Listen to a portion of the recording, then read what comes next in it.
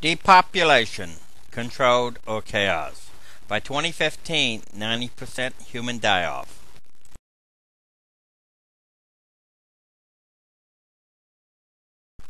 Life on Earth is dying because there are too many people. All the problems behind the existential meltdown come from too many damn people. Food, jobs, strife, and global dying. One cannot be alive without being a CO2 sender. The more alive, the more CO2 sending. To save life on Earth, the primary moral imperative, controlled depopulation, is required. The alternative is chaotic depopulation, in which no policy-making structure remains to organize life-saving measures. The alternative is chaotic depopulation without any organized effort to save life on Earth. Genocide, ethnic cleansing, sectarian violence, and civil war. Depopulation is not really condemning people to death. Rather, it is determining how many and who will get off of the death row of global dying. The question is not whether 90% or more of humanity will die by 2015. The question is how will they die, and whether any human beings will survive along with the rest of life on Earth. Only 1% of human beings are needed to implement the recovery process. Due to the environmental and economic collapse of the food chain, starvation dimension will become increasingly common.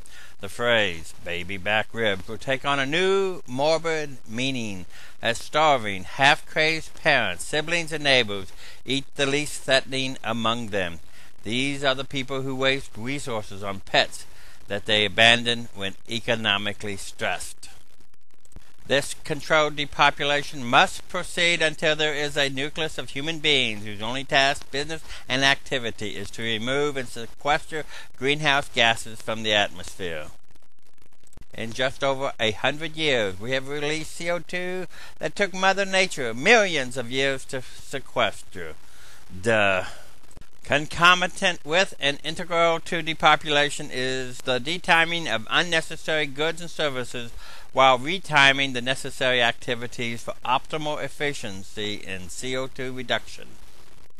The retiming of products reflects how the cost of humanity has two parts: cost of living and cost of lying. The latter is how we lie to ourselves with our mercurial, ever-changing, shallow wants. The human focus on saving and extending human life must be replaced with save no lives. Professions promoting longevity are guilty of killing life on Earth.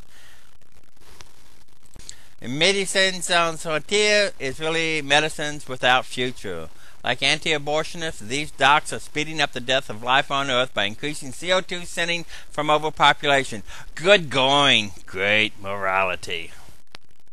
Advocates of more people are life killers. Anti-abortionists are not pro-life. Rather, they merely delay the abortion of lives after unnecessary CO2 sending and increasingly painful lives and deaths. Because of the pro-litter folk and religions, we are now forced to come up with anti-litter laws to delitter the face of Earth from too much human litter. Proactive controlled depopulation will require a duty to die of more and more people. Who determines who has a duty to die? Who will be emancipated from the death row of global dying?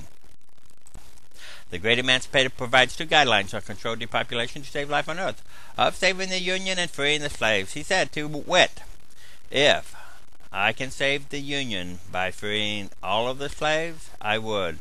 If by freeing some, I would. If by freeing none, I would.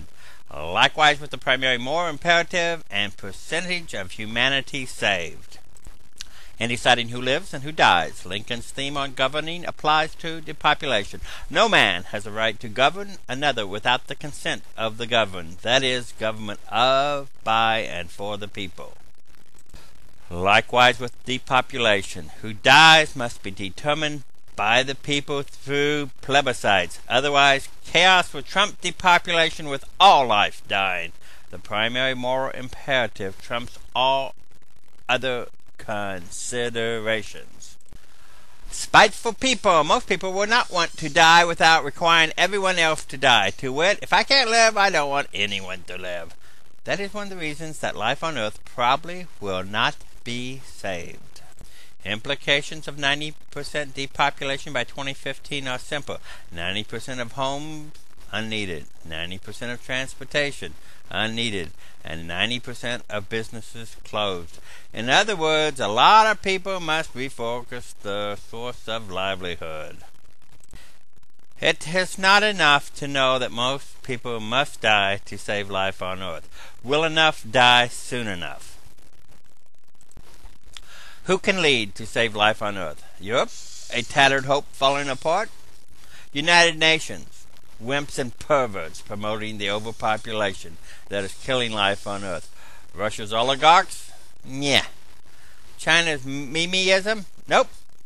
Only mankind's best hope can, which sadly is unlikely.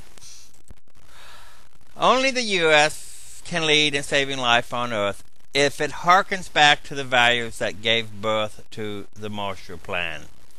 We need a Man-Heaven Plan.